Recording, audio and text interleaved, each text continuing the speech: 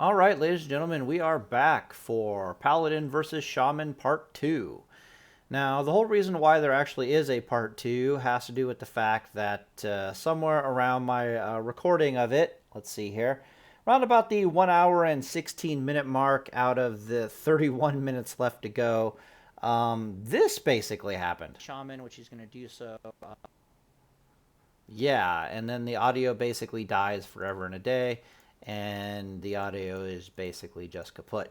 So, things that I did not get to talk about in the part one, which I'm going to have to recover today, is, according to this at least, is how paladins who cannot just stop and heal themselves with for pushback immunity purposes, such as Ret Reckoning or certain variants of Deep Ret, how their playstyle changes ever so slightly in trying to kill a shaman.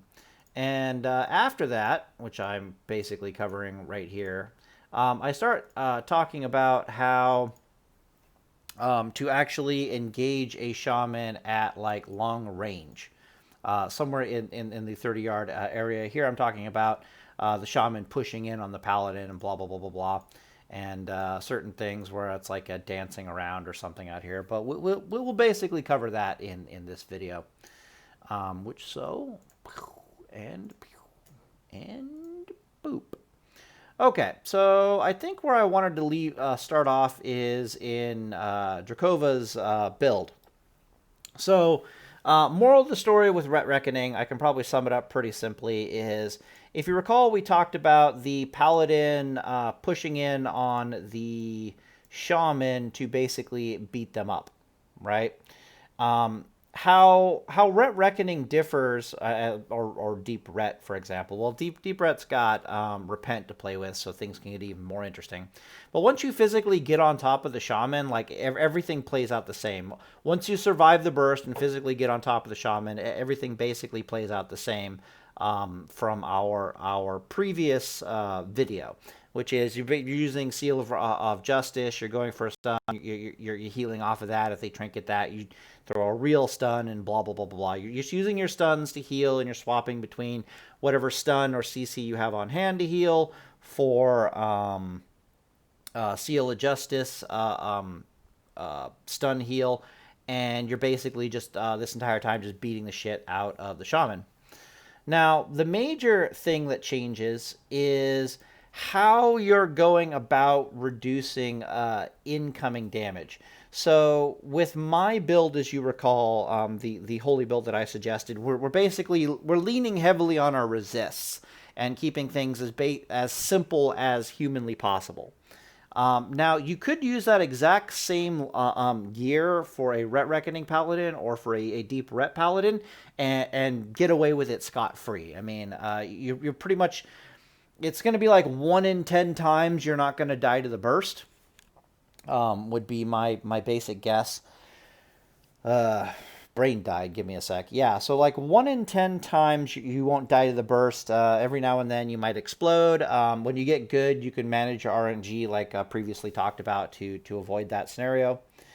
But if you don't want to go that route, and this is the route that Dracova is taking, because this is a higher skill ceiling that Dracova is attempting to implement with his gearing, but it possibly has some better overall combat performance if you can execute it properly. So this thing is not keep it stupid simple, but this strategy is nonetheless extraordinarily viable. Possibly more viable. I personally don't think so, but if you get somebody like Dracova pulling this stuff off, then he's going to probably prove me wrong on that front. Anyways, what you're basically trying to do is, as stated before, you're trying to use your pets because the pets, the shamans have massive pushback issues. But more importantly, you're trying to use the pets in such a way that they're taking large amounts of the chain lightning damage away from you and instead onto the pets. And I got a chance to talk to Dracova today about this. Something about Arcanite Dragonling lagging behind the skeleton summon. so that you can avoid either the grenade damage or the Nova Totem hitting both you and both the pets. It's also perfectly viable to stagger out the pet usage because statistically, you're probably only going to need one pet to absorb the chain lightning in order to allow you to survive and then proceed to heal and beat the shaman's dick off, basically. But if you want to play it safe, you can just like pop them both when you're going in, and you're pretty much good to go. That chain lightning Earthshock burst, rather than being 4,000, it'll shrug off like 1,500 damage from it. It's kind of disgusting. You'll end up taking like 1,000 damage from the initial burst, more like maybe like 1,200 or something, but that's about it. And as stated before, if you're just shrugging off a little bit of this damage, especially if you have to use your health potion or your whipper root for RNG purposes, it just plays out fine. Like you just end up having enough hit points to physically get on top of the shaman. If you're failing to get on top of the shaman for whatever reason, just stop and take a moment and really think about what you could have done better and where, and it'll come to you pretty intuitively how to physically jump on top of a shaman and get your stuns in and get your heals off and then proceed to basically grind them into pulp. Except in this case, I don't think a Reckoning Paladin would be so much as grinding them into pulp as he would be absolutely fucking murdering them. Because I highly suspect that very rapidly, once he feels safe from the burst, Drakova would suggest switching into like a two-handed weapon. Even though you still want kind of some pushback, and that might kill the skeleton, I really don't know. Or might kill the Arcanite Dragonling or something like that. But yeah, a two-handed weapon, you can probably just murder the shit out of Shaman, but you don't even really need one. Like just mug a hurt and going to town would probably be pretty good, but that's not really Reckoning style. So anyways, so that one is pretty simple. You're following the exact same line of tactics. You're either using the exact same gear and leaning on the resists, or you're using the pets. You can also do a combination of both. You can do the exact same gear that I suggested, but with the pets, right? So you have a lot of options in that. Okay, so the last thing that we're basically going to talk about is... an eye for an eye is a really big deal when you have it. Like, it's kind of...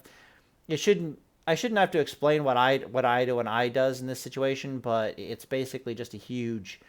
pressure move. It kind of reminds me of the free crit heal from Holy. The free crit heal from Holy is a big tempo move. Like I can put more DPS into my opponent, and I can put more DPS into my opponent before I have to stop and heal. Number one. And number two, I can get off this big heal, which saves me even more seconds, so I can keep beating the crap out of people. It's a good tempo move. Eye for an Eye is a huge tempo move because a lot of the damage ends up going back into the Shaman, and the only possible way a Shaman has to actually get a Paladin physically off of them historically has been to try to do as much damage to the Paladin as possible to get the Paladin to root himself in place and then go for a heal while the Shaman goes eek and runs away, right? Or goes into Ghostwolf form and then goes eek and then runs away to get some distance away from the Paladin. But if you're the one doing more damage to the Shaman and it's the Shaman that has to stop and heal first, he's completely fucked. But a lot of the good Shamans really know that, so they'll kind of just fight you to the death and will absolutely refuse to stop and heal themselves. Come hell or high water. But with this particular build and the ability for us to heal ourselves off of a Seal of Justice stun, that's not really an element of the matchup anymore in my book to try to do this pressure tempo thing. But it's going to happen. Like, I'll just tell you that straight up. Like, at some point in time, the Shaman's are going to be like, holy crap, I need to heal. And the moment he's going for healings, you can just start beating his dick off. Yeah,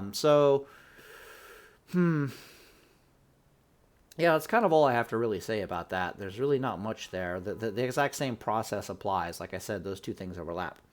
All right, so the last thing to really cover, so I'm going to try to make this the second video as short as possible, is There is a line of play that sees you as the Paladin messing around out here in the 30-yard range. Am I recording?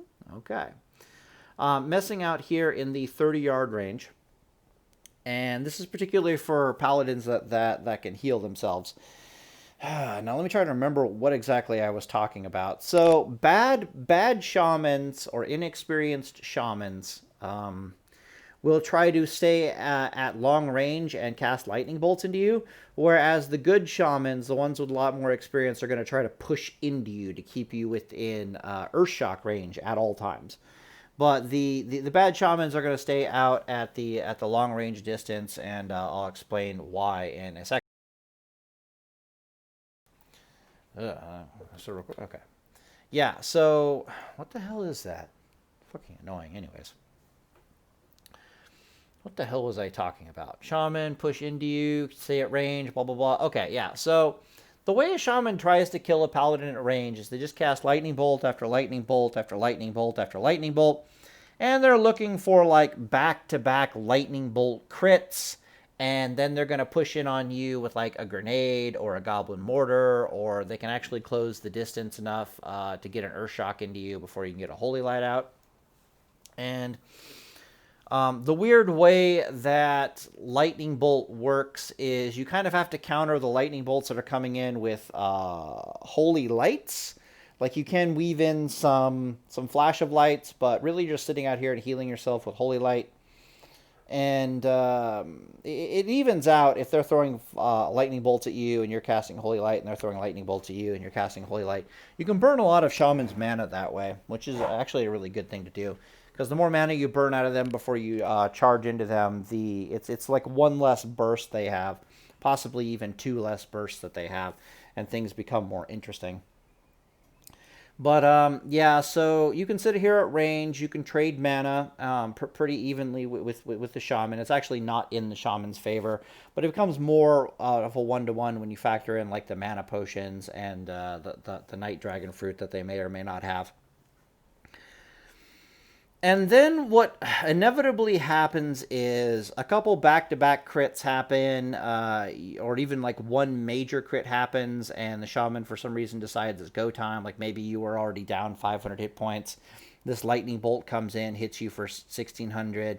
Shaman decides, okay, it's downtime. 9 times out of 10, it's like 2 lightning bolt crits, and the shaman says go mode. And so the shaman is coming in on you.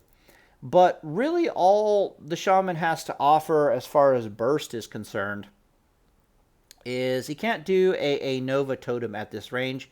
He can't cast a lightning bolt. So in this case, we're assuming that he either goblin mortared you and he started charging in, or he grenaded you and he started charging in, for example.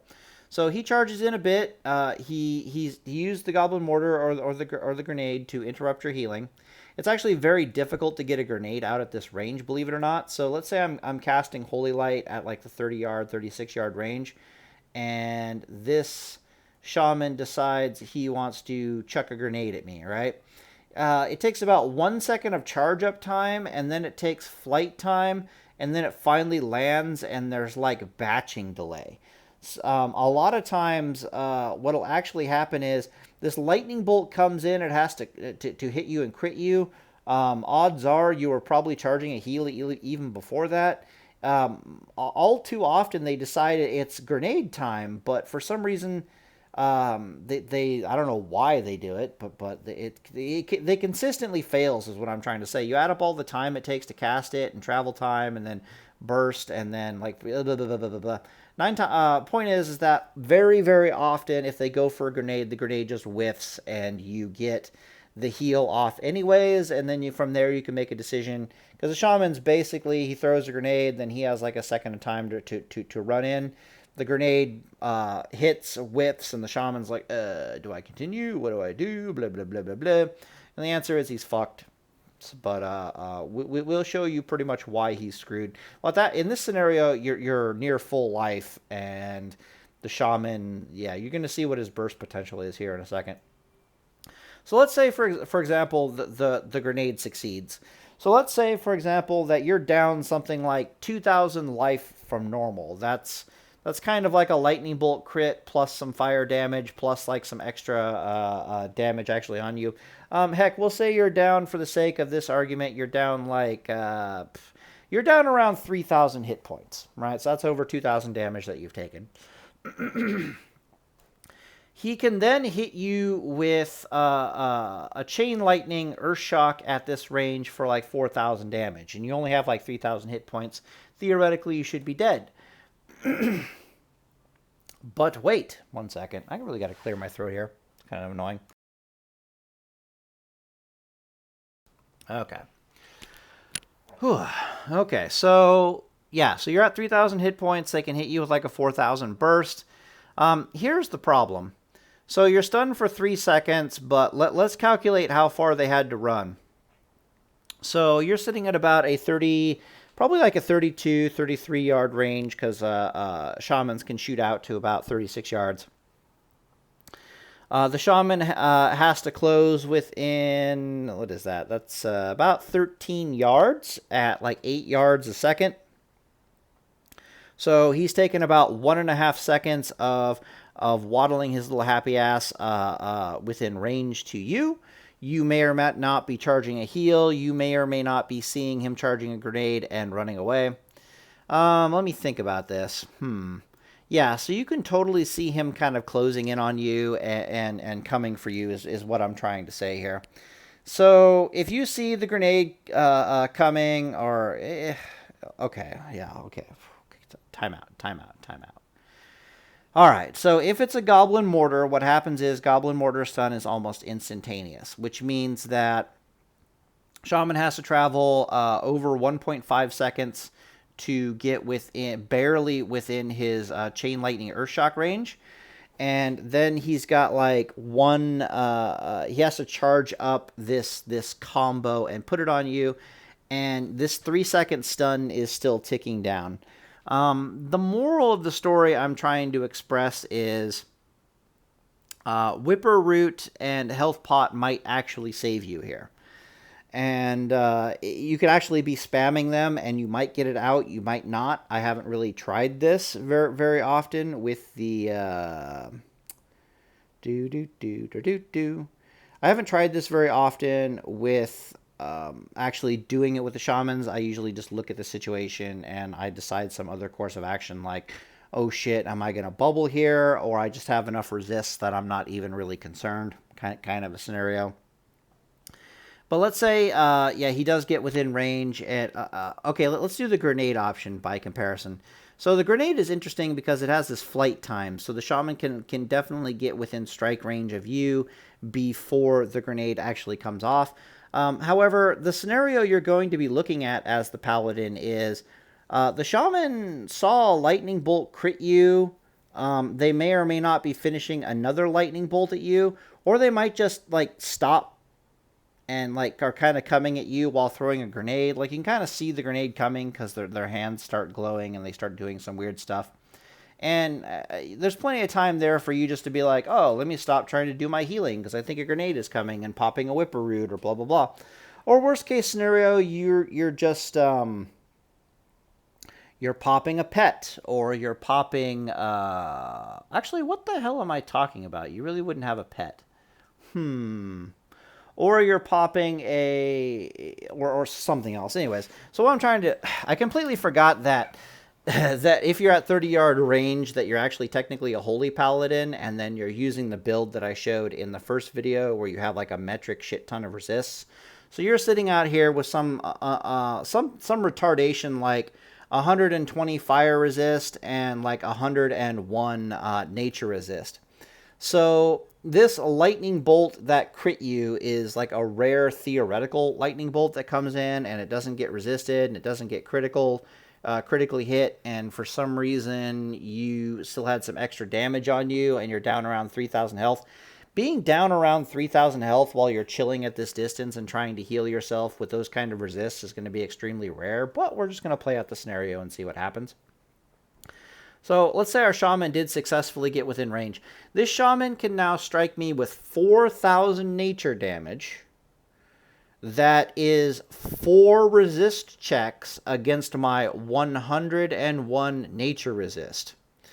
the odds of me dying in this attack are actually pretty damn low. It'll be kind of, I'll be super low life more than likely, but the odds of me actually not reducing the incoming 4,000 nature damage with 4 nature resist checks at 100 resists by like 1,000 hit points or more is actually very low. I would also point out that at this range to even be this low life with the shaman closing in on me is also a very rare scenario with those kinds of resists. If you do not have... How do I explain this?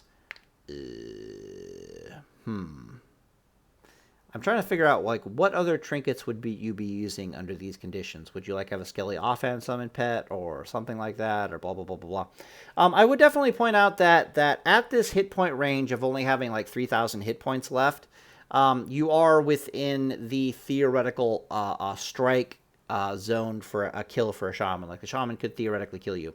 But in a lot of cases, what'll happen is they'll push on you when you have like 3,500 hit points, and then there's no fucking way they're going to kill you statistically.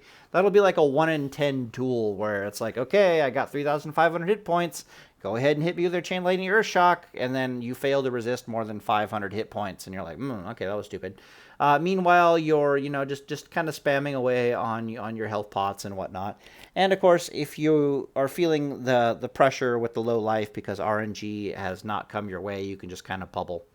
Moral of the story is that you basically can come right out of this and you can beat the crap out of the shaman. Other options are you have a PvP trinket, I suppose. And once you can just PvP out of this, and you can use a trinket out of this, use a health potion, and the burst will come in on you, and it'll do absolutely nothing. You'll survive that, no problem. Or use a whipper root, you'll survive it, no problem. You kind of giggle, and you heal to full. And from there, because they just used their first burst, it's basically go time, and you jump all over the shaman, and you start beating the crap out of them. Far more common scenarios. So those are the uncommon scenarios. Let's talk about the far more common scenarios. The far more common scenarios are the shaman will empty out about 50% of their mana before they even feel like they get you within strike range to being able to kill you. Check to see if I'm still... Yeah, audio. Nice. Before they can even kill you. And what you end up doing is you basically just end up... They go in for the kill thinking they can kill because they could kill every other paladin. They don't really realize that the resists that are at play, because it's really hard to see the resists from lightning bolts hitting you, is what I would basically describe. So they're going to be sitting over here thinking that they're just getting really unlucky because you're like resisting a lot for some reason. And then they're going to watch you go down to like 35% health. To like 3,500-ish hit points from their perspective. And they're going to be like, oh, yeah, I'm going to jump up. I'm going to charge out here. I'm going to grenade him. I'm going to, it'd be like more like 4,000 health, grenade, 3,500 health. And they jump out here and they're like, okay, I'm going to try to burst in on you. I should be able to have this. Not realizing that 100 resists plus 4 resist check equals go fuck yourself. So you'll end up just surviving this no frickin' problem.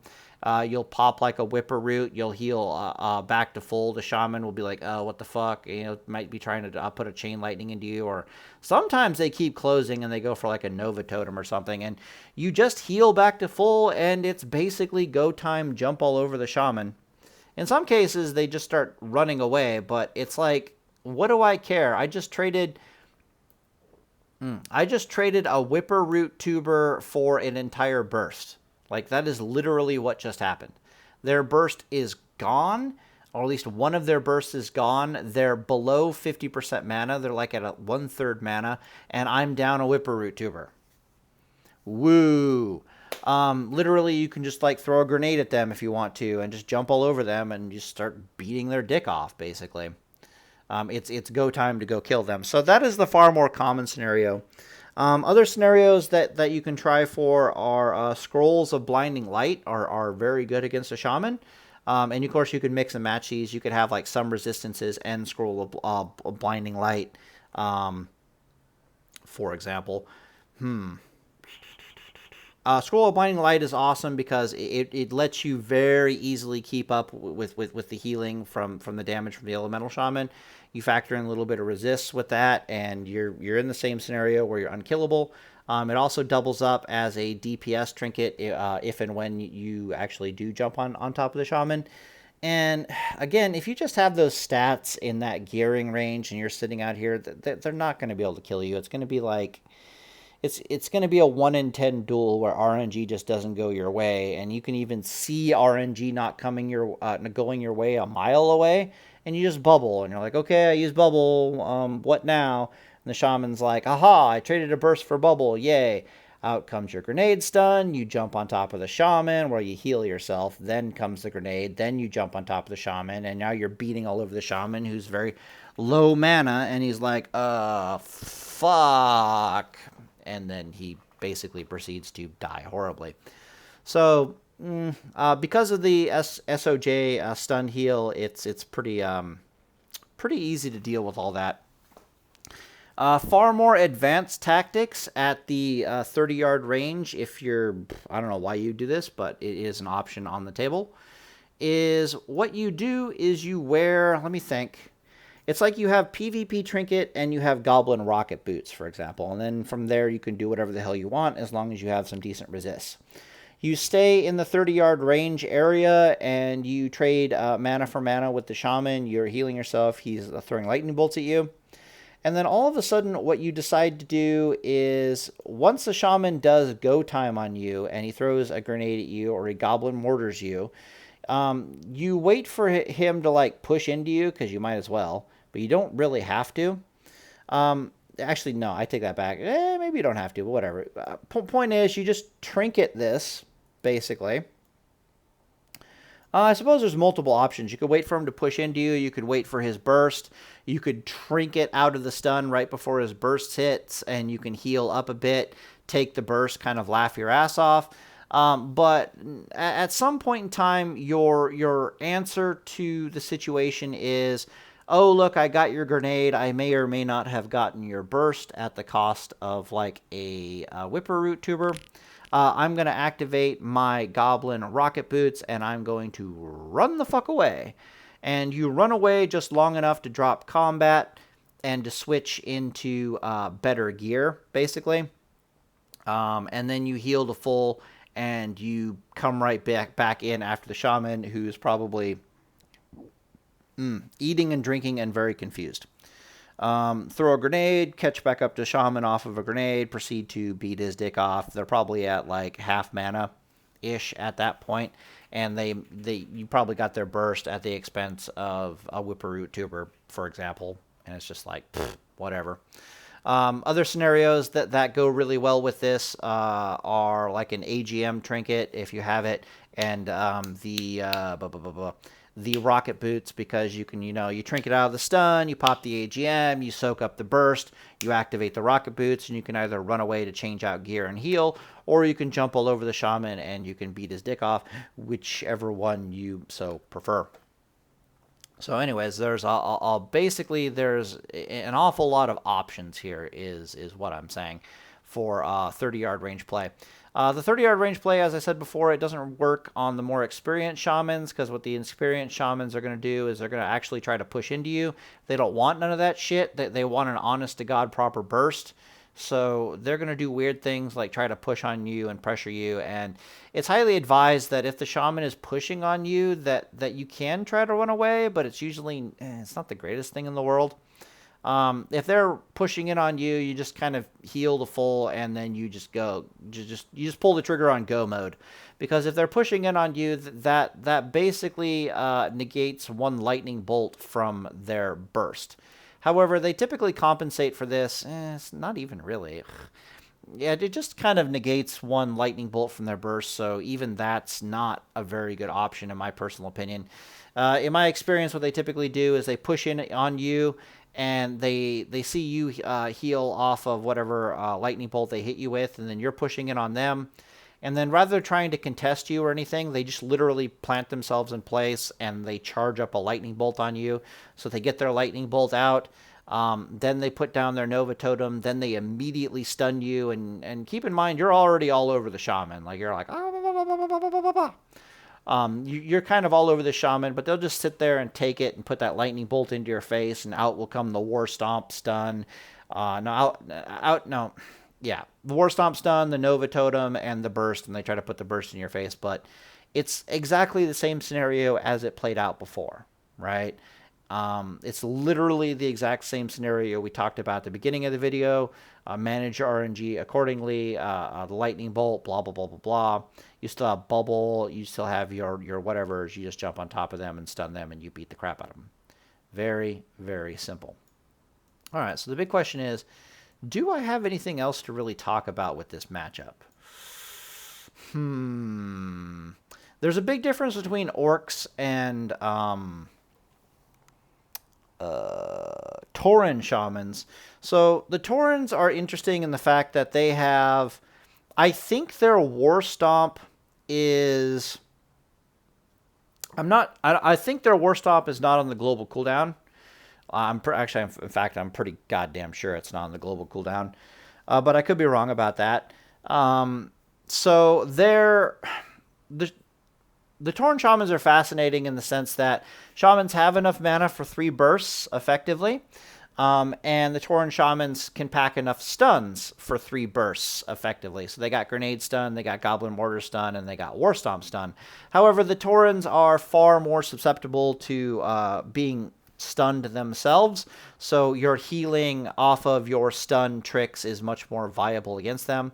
Against orcs, things are a little bit different. You can't always rely on your stuns, which is a little distressing, but at the same time, at most, they only have 2 stuns to work with, that being like a Goblin Mortar and a Grenade.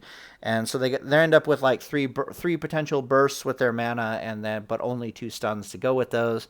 And then you can just shrug one off with a bubble. You can shrug one off with like a PvP trinket, and then suddenly they've got like no stuns to work with, if you want to think of it that way. So against the Taurens, I'm not really sure which one I approve of the PvP trinket more in. I think I approve of the PvP. It works in either case, but I think I approve the PvP trinket more in the case of actually the Orc Shaman, believe it or not, just because there's like a 20% chance my stuns just fizzle against an Orc Shaman, and that could be really bad.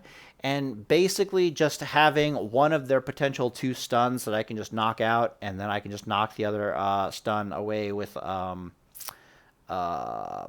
bubble, kind of makes me a happy camper. It makes me just able to kind of sit in their face when their burst is gone. Like let's say I trade a bubble for their hard hitting burst, and then I trade PvP trinket and like a health pot whipper root for their second weaker burst, right?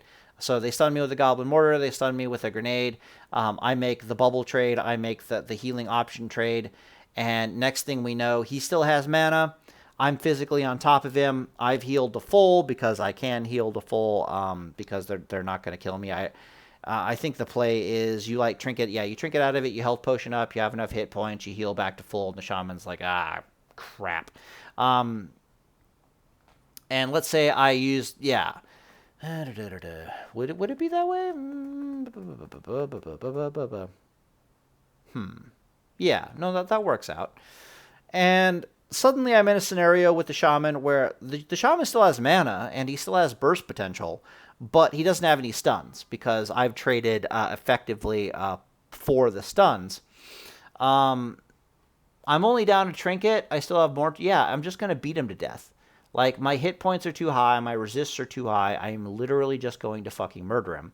The big trick there is just trying to catch him. And I still have my thorium grenade or my iron grenade that I just throw at him. I hit him with that, and I catch up to him with combinations of Mug a Hurt, hopefully getting a slows, and basically seal a justice stunning and 6-second stunning and all that kind of stuff. So yeah, you just catch him eventually, and you just basically beat him to death. Against the Tauren Shaman, you're kind of better off just taking it on the chin and then roll healing with your stuns. because your stuns are going to be more effective. You could argue it the other way around. You could argue that PvP trinket against the guy who has got more stuns is the better course of action. But to be perfectly honest, at the end of the day, this is a keep it simple, keep it stupid, simple, viable build where for basically any of the classes where 120 fire resist and 101 nature resist against all these nature resist checks with like over 5,000 hit points, you're not going anywhere. Like the shaman can't kill you unless they get really freaking lucky, and then you have all these options and chances to manage your RNG to avoid specifically dying to that scenario. Okay, so is there anything that I haven't covered with the shaman in particular? I do not believe there is. I'm trying to think about anything else.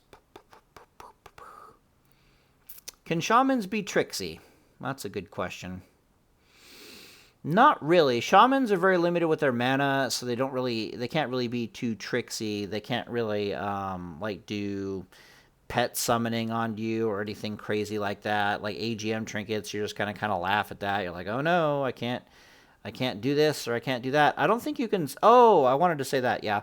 So I don't think you can seal a justice stun through a bubble according to Jakova. So if shamans go 5 head on us, Arena Grandmaster trinket might actually be a thing for them to try to use, because it means that seal of justice will not be working until they until we punch through that shield. So that's kind of interesting. The other thing that I'm really curious about, but I have no idea, is War Stomp stun a physical stun? And if it is a physical stun, can I bop out of it? Because if I can bop out of a War Stomp and basically just Whipper Root or Healing Potion or both and be perfectly fine for a burst, I'm completely down for doing that, because it's like I used a bubble, kind of, but I didn't use a bubble, so I'm kind of happy there. So I'm very curious if that is the case, and I would definitely have to check that out. But for now, this video and video series has been long as fuck, so I'm basically just going to leave it there, and 36 minutes, that's freaking retarded. Yeah, I'll basically just see you guys next video. So, yeah, Deus Volt.